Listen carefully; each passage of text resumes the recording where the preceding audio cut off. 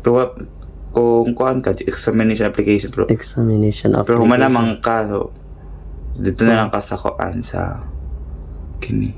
Check and modify application. Check modify application. Tapos titignan natin kung nakabayad na. So ito yung not paid. So babayaran natin sa Family Mart. Okay, let's go. So hello guys, good evening, konnichiwa. So magbabayad tayo ngayon sa GLPT kasi magtitake kami ng GLPT ni Charles.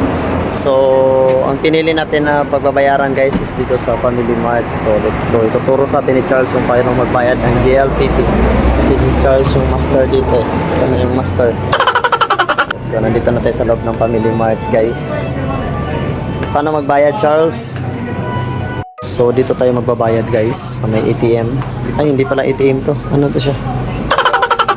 Potoy, napindot. Kini Daikin Shiharai. Daikin Shiharai Chaji. Chaji. Konbini de o shiharai. Okay. So, Smaho kesai apuri e no chaji. so magbabayad ng GLPT guys. Dito tayo magbabayad. Sige. Bango Nyoryuku. So ita-type natin yung number na binigay ng GIS para makapagbayad sa GLPT. 355. So ganyan lang kadali guys, no? Yun lang.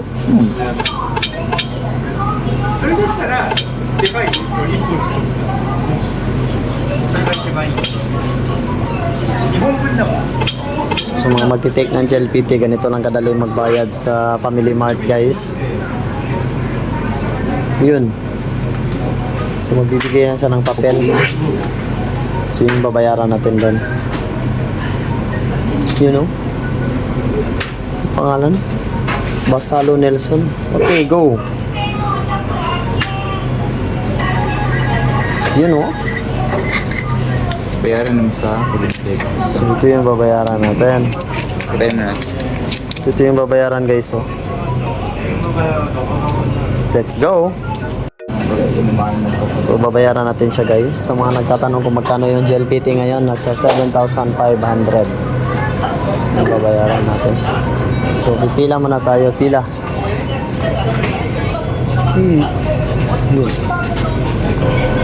Patay yung isang lapat guys.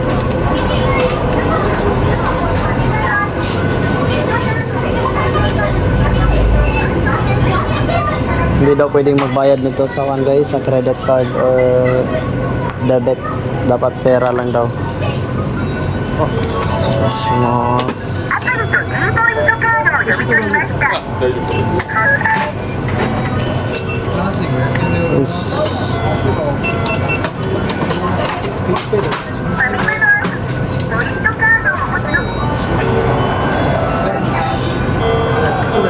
Ay, arigatou gozaimasu. So yun guys, tapos na tayong magbayad sa GLPT. Ganun lang po kadali magbayad. So si Charles po yung naging way natin para mabilis tayong makabayad sa Family Mart. So sabi ko nga kanina, hindi daw pwede magbayad ng card ba yan Charles? Card? Debit card? So kailangan Genkin talaga yung pagbabayad sa GLPT. So mga kababayan natin dyan na nandito sa Japan, kung gusto yung mag-take ng GLPT, ang gagawin nyo lang is gumawa lang kayo ng account sa GIS. Search nyo na sa GIS sa Google. So fill up lang kayo doon mga information nyo, mga hiningin na information.